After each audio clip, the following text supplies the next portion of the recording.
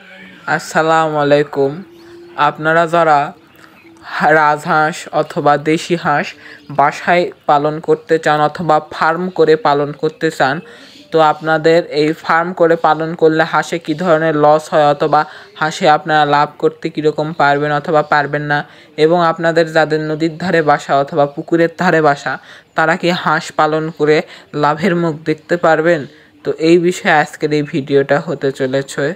তো আশা করি আপনারা সবাই অনেক বেশি ভালো আছেন। আল্লাহর রহমতে আমরাও ভালো আছি, সুস্থ আছি। তো আজকের এই ভিডিওটা এই রাজহাঁস অথবা পাতিহাঁস অথবা দেশি হাঁস যেগুলো আপনারা বাসায় অথবা ফার্ম করে পালতে চান বা বড় আকারে পালন করতে চান, পালন করে আপনারা নিজেদের একটা ইনকামের একটা সোর্স বাড়াতে চান, তো তাদের জন্য আজকের এই ভিডিওটা খুবই গুরুত্বপূর্ণ। আপনারা অনেকে আমাকে কমেন্ট করে আপনারা জিজ্ঞাসা করেছেন কি বাসার পাশে যদি নদী হয় অথবা পুকুর হয় তাহলে কি হাঁস পালন করে আপনারা লাভ করতে পারবেন কি পারবেন না, এই বিষয়ে জানতে চেয়েছেন। তো আজকের এই ভিডিওটা আমি সেটা বলে দিব। আসলে আপনাদের যাদের বাসা নদীর ধারে অথবা আপনাদের কোনো পুকুর আছে বাসার আশেপাশে, তাদের জন্য হাঁস পালা একদম একটা জান্নাতের মতো জায়গা। তো আপনারা যারা হাঁস পালন করতে চান, আপনাদের বাসার পাশে যদি পুকুর থাকে বা নদী থাকে, তো আপনারা এই হাঁস পালন করে অনেক বড় একটা খামারি হয়ে যেতে পারেন। নদীতে পালন করা একটু ছোট আকারে যদি আপনারা নদীতে হাঁস পালন করেন তাহলে এতে একটু রিস্ক আছে। যদি আপনারা বড় করে হাঁস পালন করেন অথবা একটু বেশি পরিমাণে হাঁস নিয়ে, ধরে নেন 400 থেকে 800টার বেশি হাঁস নিয়ে আপনারা হাঁস পালন করে আপনারা ব্যবসা করতে চান, তো তারা অবশ্যই নদীতে পালন করতে পারেন। এবং যাদের বাসার পাশে পুকুর রয়েছে তারা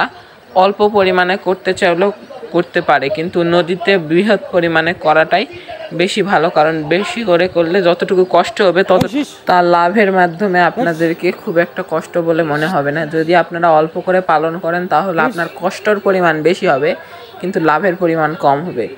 তো আপনারা যাদের বাসার পাশে এরকম পুকুর রয়েছে বা নদী রয়েছে, তো আপনাদের হাঁসের খাবারও খুব কম পরিমাণে দিতে হবে, কারণ ঘরোয়াভাবে যদি হাঁস পালন করেন তাহলে হাঁসের খাবার দিতে দিতেই আপনাদের লাভের টাকা অনেকটাই চলে যাবে। তো আপনারা যদি নদীর ধারে বা পুকুরেতে আপনারা হাঁস পালন করে থাকেন তাহলে আপনারা জেনে থাকবেন যে হাঁসেরা নদীতে বা পুকুরের কাদা থেকে পোকা বের করে খায়, তো এবং সেই খাবারের মাধ্যমে তারা তাদের শরীরে মাংস বৃদ্ধি করে এবং পোকাতে অনেক পরিমাণে আমিষ রয়েছে, আপনারা সবাই জানেন। তো আপনারা যাদের বাসার পাশে নদী অথবা পুকুর আছে তারা আপনারা হাঁস পালন করে লাভবান হতে পারবেন ইনশাল্লাহ, যদি আপনারা হাঁস পালন করতে পারেন। তো আপনারা যারা মুরগি সম্পর্কিত ভিডিও দেখতে চান আমার এই ভিডিওগুলো দেখে আসতে পারেন। এবং আসসালামু আলাইকুম, আজকের জন্য বিদায় নিচ্ছি, ধন্যবাদ।